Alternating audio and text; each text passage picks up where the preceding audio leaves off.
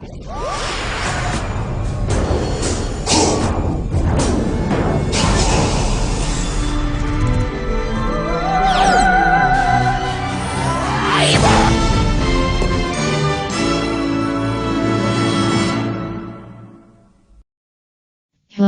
my name is Avocado Cookie, Chat of the Cookie Kingdom. And I am Trumpasaurus, the sexiest beast in the world, and today we will be explaining our reasons for not starring in the infamous R-rated animated Netflix film, America, the motion picture movie from 2021. It is quite a goofy and crazy story, so gather round as I and Trumpasaurus will tell you this honorific tale. So back in 2021, producers Phil Lord and Christopher Miller announced that they would produce an R-rated animated Netflix original film called America, the motion picture. At the same time I was getting ready for Cookie Run Kingdom, until one day, Phil Lord and Christopher Miller busted in the door. They said, "We need some stars in our new movie." As I then said, "Great, I'll get my fresh gook band." You brought me and the rest of the fresh quack band here, about the then upcoming film, and then I went, "Wow, this is going to be so swell." We then headed over to Netflix in my Yagi bus. We then headed to the director Matt Thompson, and asked him if we could get a role in the movie, and we even insisted in some changes to make the movie even sweller. But as you would have known, we had left the film, and Phil Lord and Christopher Miller had to replace us with a kind of a bizarre choice of cast, if you ask me. But I digress. Anyway, what sort of changes did we want? The first and most obvious change you would insist on was a change of cast. I, Trumpasaurus, would of course be George Washington. You, Avocado Cookie, would replace the master blacksmith John Henry with yourself. And our arch nemesis Edgy Tissues the Tissue Box would have taken the role of the antagonistic Benedict Arnold. I suggested King James would be played by my bitter rival Festro, where he is the evil king of the Disgustoids, as opposed to Great Britain like in the finished film, and his goal is to turn everyone on Earth into Disgustoids. Sam the Olympic Eagle would be Samuel Uncle Sam Adams. Aaron Israels would have played Martha Dandridge. Geronimo would have been played by McGruff the Crime Dog. The role of Thomas Edison, who is portrayed by a girl, which makes no sense at all, would have taken by a more sweller pelican, which is Seymour D. Fair. Paul Revere would be played by Joe Camel, who insisted in replacing Revere's horse, Clyde with Spuds Mackenzie. And finally we have Izzy Wattizard playing Abe Lincoln.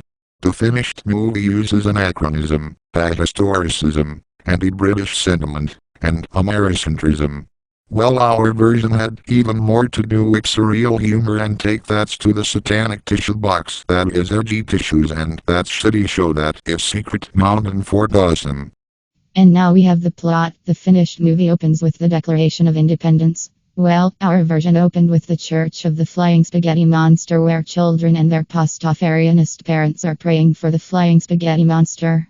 Unfortunately, Edgy Arnold appeared and murders everyone, destroying the church. Our version then cuts to Gloria's Theater. In case you have not heard it, Gloria's Theater is a level in Psychonauts, where takes place in a theater owned by Gloria von Gouden, and Rasputin has to fight off the obnoxious critic Jasper Rolls, where you, George Trumpasaurus, and Izzy Lincoln are watching a play. Izzy Lincoln tells him he has to go in the toilet, but when he got to the bathroom, Ding Festro appears and eats poor Izzy alive. At Lincoln's funeral, I met Martha Israels, who urges me to stop the Disgustoids. In order to build a strong team, I teamed up with Sam Adams the Olympic Eagle, Seymour D. Edison, Geronimo McGruff the Dog, Paul Revere who is Joe Camel, and Spuds Mackenzie. We managed to track down Arnold at a stag party instead of a Vietnam bar in the finished movie. Although the enemy has fled by saying he's going to get the milk, Geronimo McGruff confirms that Edgy Arnold is actually going to spread Satanism.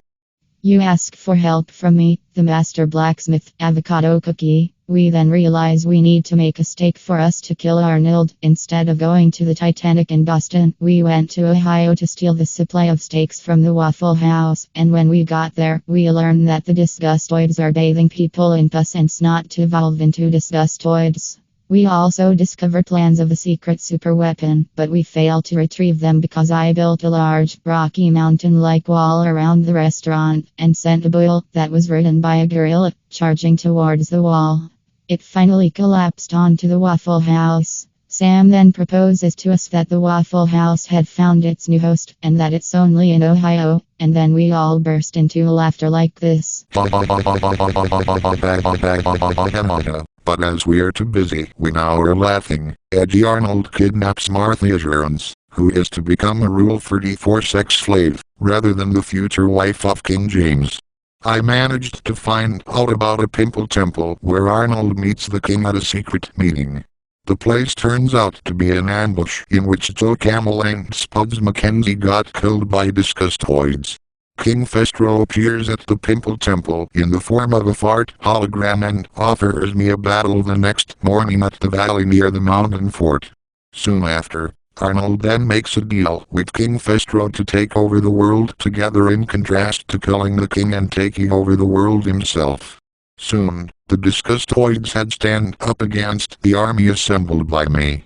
The side of my army are Smokey Bear and Woodsy Owl, as well as Charlie the Tuna, the Energizer Bunny, Tony the Tiger, Chester Cheetah, Kool-Aid Man, Mr. Peanut, the Pillsbury Doughboy, Mr. Clean, the Jiko Jekko, the Great Root Bear, Toucan Sam, Jeffrey the Giraffe, the Taco Bell Chihuahua, the M&M's characters, and instead of a Robocock Centaur, it would have been a Frankensteinish combination of what was left of Joe Camel and Spuds Mackenzie created by Big Tobacco Crocodile, as opposed to Clara Barden.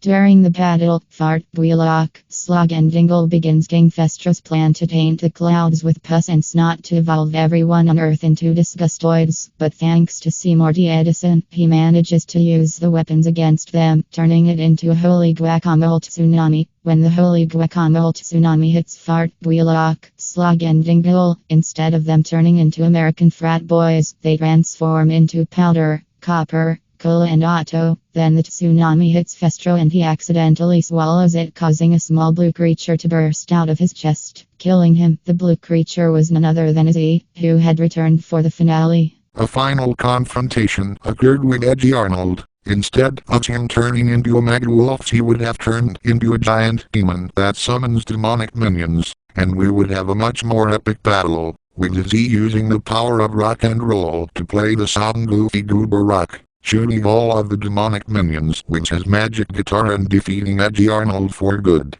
The defeat of Edgy also frees and cures Martha Jones, who had been trapped in a cum jar prior to the battle, changing her into a monster similar to me.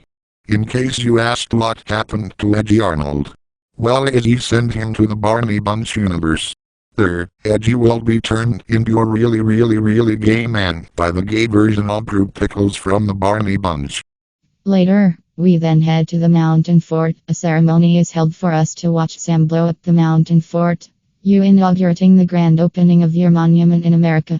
As I plan back tonight to build a McDonald's over the ruins of the Waffle House, while Sam becomes the uncle for the Aflac Duck instead of George's newborn son, while everyone else danced to two trucks. And now for the ending. The finished movie is very unsatisfying, with the citizens of the newly minted America devolve into infighting over various grievances, making the Bush side of the eagle and tropes to form. Well, guess what? Our version is more over the top, but more satisfying and hilarious. I ordered everyone some pizza so we can celebrate the ceremony. A small man dressed in a tight suit known as the Noid comes in and tries to ruin our pizza. However, I stopped him by crushing him to death with my hammer as I tell everyone, looks like the Noid should have avoided the Smith.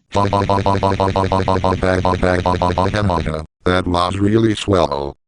Well, no shit, I knew that this would be the peak for Netflix animation and you even agreed with most of the ideas. However, director Matt Thompson looked at our script and worked on and was completely disgusted, and he said, "What the hell is this script? This was supposed to be an action comedy movie parodying George Washington and his fight against the British, not some shitty crossover where corporate mascots fight against a group of hideous monsters. We are not making this." Then I said, "Well, if you don't recognize our talent, then we won't be in this movie. Screw you." And we left the studio pissed off that the directors rejected our version of the movie. Though you could say it was a blessing in disguise, as this film is labeled as being one of the worst things associated with Netflix.